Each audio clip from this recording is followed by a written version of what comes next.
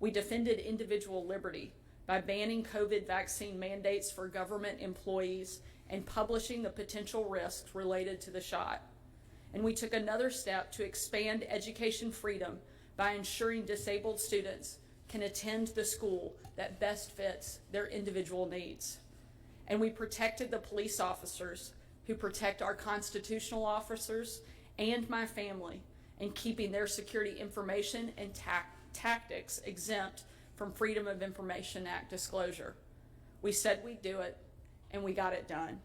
I'd like to thank our partners in the legislature for all these historic wins and for supporting this administration, not just this week, but in the 8 months of conservative transformational change that we've made since I was sworn into office. After my signature today, we will have permanently shaved $250 million off of annual income taxes and $58 million off annual corporate taxes. We will have delivered up to $150 in one-time tax relief for middle-class taxpayers and created the Arkansas Reserve Fund to keep responsibly phasing out the state income tax entirely. If you're a business owner looking to relocate or a young family looking for a new place to settle down, moving to Arkansas has never been better. We continue to implement Arkansas Learns, putting every student in our state on the path to a great education and a good paying job. Already nearly 5,000 students in nearly 100 schools have signed up for Education Freedom Account program. And we've hired 78 new literacy coaches who are deploying around the state to get students reading at grade level. Every teacher is starting this school year with a salary that is thousands of dollars, sometimes over $10,000 more than they were paid last year. On crime, we are implementing our Safer, Stronger Arkansas reforms to put hardened criminals behind bars. Our Department of Corrections has already brought hundreds of new prison beds online and is planning for the 3,000 more that will be added. Repeat offenders and killer drug dealers are going to think twice before committing their next crime because they know they will no longer be let off with a slap on the wrist.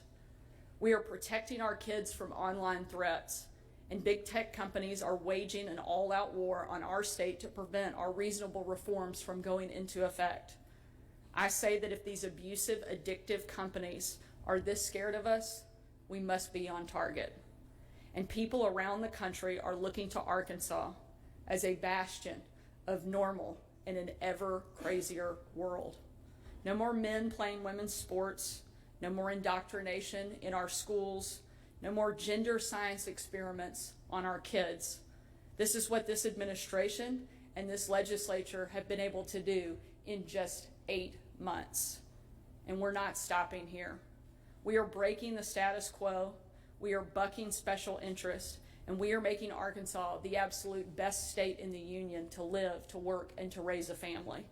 I can't thank our legislature enough for their hard work and their partnership. Now I'm going to turn it over to Bart and Matthew to make a few words. I'll come back up and take questions, and then we will sign some wonderful new legislation into law. Thank you.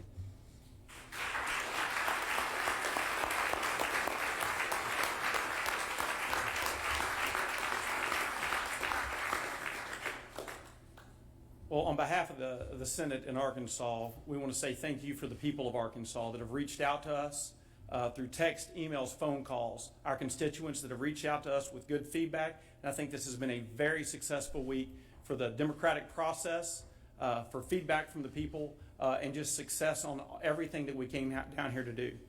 You know, there's nobody in this building that likes to save money in a good, strong savings account like Jimmy Hickey, and we're about to sign a bill to protect that. There's nobody in here that understands the importance of responsible tax cuts and doing it the right way than Senator Jonathan Dismayne, and we're about to sign a great tax cut bill. And there is nobody that I know in this building that is for removing requirements for vaccines as much as Senator Josh Bryant, and we're about to sign that bill.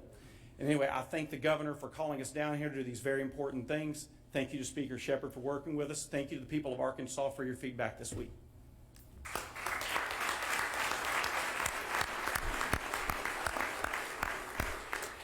I would just echo Senator Hester's comments. I want to thank the governor and her staff, as well as Senator Hester in the Senate, for all of their work. I want to thank my fellow members of the House. We've worked hard this week, and there's been a lot of discussions, a lot of collaboration, a lot of back and forth. But at the end of the day, as we've done time and time again, we've come together to do the work of the people of Arkansas, and it's important work. And I want to thank our sponsors that stepped up and took the lead, particularly Representative Eves on the tax cut, Representative Beatty on the reserve fund, and then Representative Ray on the FOIA bill, but all of our sponsors as well for the hard work that they have done, and look forward to signing these bills into law. I think, as I said earlier, once again, the Arkansas legislature, in concert with the governor's office, has come together to do the work for the people of Arkansas. And once again, we're going to cut taxes while at the same time saving money and doing this all for the benefit of the people of Arkansas. That's something that I think we all can be proud of, and I look forward to seeing each of these pieces of legislation signed into law. Thank you.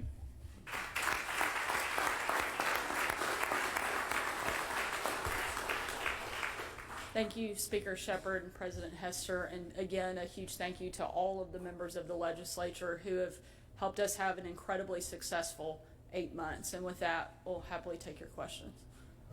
We'll come back to you. Go ahead.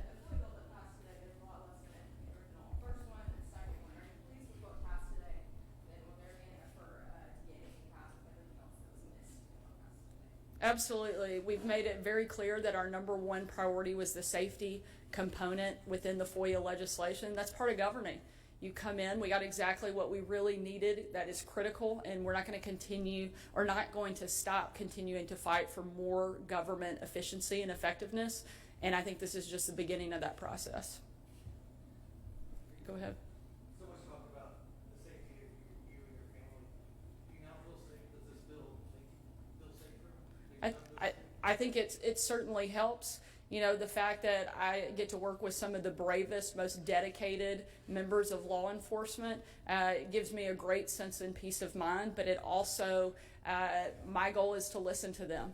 I'm not a safety expert, and I have to lean on them to give guidance on how best for them to do their job so that I can best do my job. And I don't second guess them, but I listen to the advice and guidance they give, and I'm thankful for their willingness to do the job that they do every day, because it's certainly not easy, and I will never apologize for defending the men and women in law enforcement and helping them do their job better. Wickline? Senator Hester, since your name's on the bill, on social media, there's been a lot of, worst case scenarios and concerns about, potentially the governor or other constitutional offices using this law in a various way, or, whatever, governor flying all over the place throughout the nation doing campaigning.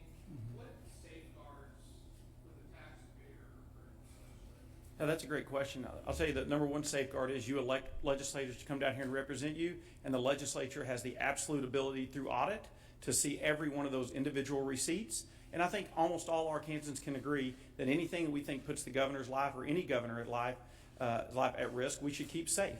So that's what we're going to continue to do. We're going to keep that safe, but know that your elected officials, Democrat and Republican, will be able to see those through our audit process. So I can get, if I'm getting a per diem story, I can get your TR1s. Under this law, I won't be able to get per TR1s, but will I be able to get the TRN ones of the Attorney General, the Treasurer, are they going to apply? I can't speak for the TR1. I wasn't prepared for that question, but I can tell you where we're leaning on the Arkansas State Police and the professionals to tell us what keeps our elected officials safe, and that's what we're going to lean on. Can you get me an answer on it today? I will get you an answer to that. Yeah, Yes. we can do that. I think one other important piece to note here is that we actually added new language and put a new requirement on our own agency to disclose expenses, something that has never been done in the past. And so we are trying to add in layers of transparency so that you can see those things. And to Bart's point, you will still have access to information through the legislature as well. DeMillo? Given that you pushed for much broader changes at the beginning with the FOI bill, the pushback that came from it, did you misjudge how much support there was around the I don't think so. I think you always go as big as you can and look for those changes that you know will make governing more effective, more efficient. Our job is to work with our partners in the legislature. We don't get to dictate the rules of the game all by ourselves from the executive branch. We put something out. We worked with our partners. We're very happy with the result and what came from it. We made it very clear on the front end that this was the most critical and important piece, was the safety and the security component. And we now have a bipartisan piece of legislation that was supported not only by Republicans and Democrats, but also endorsed by the Arkansas Press Association, the Arkansas Broadcasters Association, bringing, frankly, a lot of unlikely allies to the table. And again, I think this is the first step. We came here to shake things up, to change the status quo, and frankly, we're just getting started 8 months in.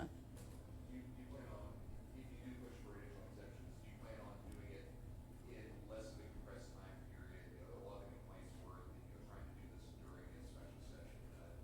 Would you rather do it in a regular session rather than do it? I'm not ever going to take options off the table. I think anytime we have the opportunity to do better by Arkansans, we're going to look for those moments. If that is being able to chip away at our state's income tax like we're being able to do, and we'll sign into law here in a few moments, that's a great thing for Arkansans. And I don't think that's something we should have waited to do. So most certainly when we have opportunities to better the people, better the government, then we're certainly going to do that.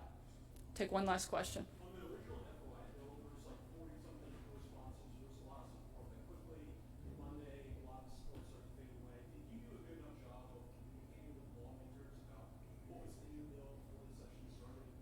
I think if you look at the final package, it was passed overwhelmingly in both the House and the Senate, also with bipartisan support for every single piece of legislation that we'll sign today. I think that's a huge victory, not just for those of us standing up here, but frankly, for the entire state of Arkansas. Thank you all so much. Appreciate it.